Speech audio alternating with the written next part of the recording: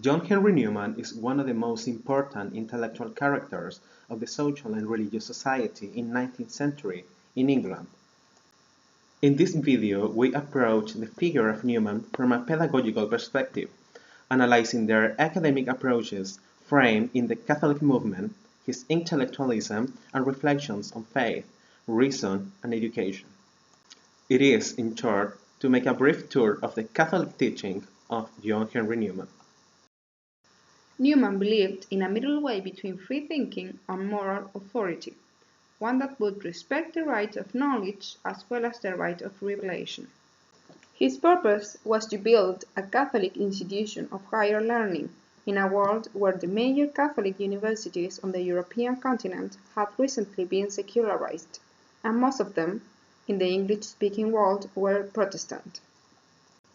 In 19th century, a suitable system of education for the cultivation of a free human being was advocated by thinkers such as Thomas Huxley, Sir Wilfred Griffin Eddy, and John Henry Newman. This movement was called liberal education, which has been described by the Association of American Colleges and Universities as a philosophy of education that empowers individuals with broad knowledge and transferable skills, and a stronger sense of values, ethics, and civic engagement, characterized by challenging encounters with important issues and more a way of studying than a specific field of study. Then we can define this type of formation as being education for people's own sake and personal enrichment, with the teaching of values. In 1854, at the request of the Irish Catholic bishops, Newman went to Dublin as rector of the University College. It was during this time that he founded the Literary and Historical Society and published a volume of lectures entitled The Idea of a University, which explained his philosophy of education. Newman implies that whether students don't study all the subjects, they will improve their learning just being around other students that are actually learning. His conception of education is visualized as balanced, well-rounded, and moderate. It should not only promote wisdom and knowledge, but also the freedom of thought. Newman described knowledge as the indispensable condition of expansion of mind, and the instrument of attaining to it. The achievement of this type of knowledge guides students to the enlargement of mind, which helps them to engage with more complex ideas and concepts until they become intellectuals.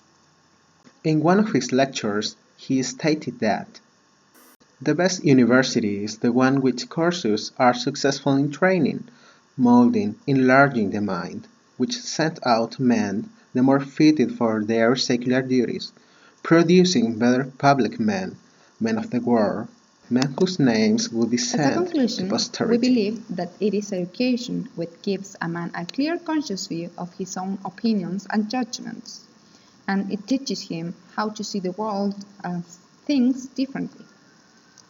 To go right to the point, to discard what it is irrelevant, and, as Freire said, education helps students to perceive critically the way they exist in the world with which they find themselves.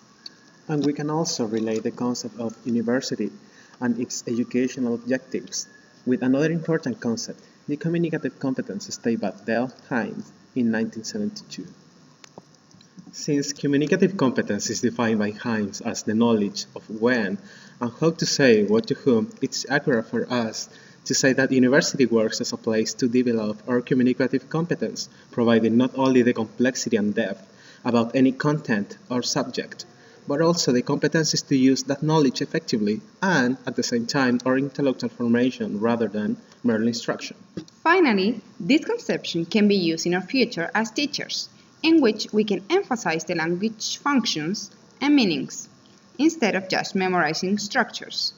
The university ideally should train the intellect, the will, and, of course, the critical thinking.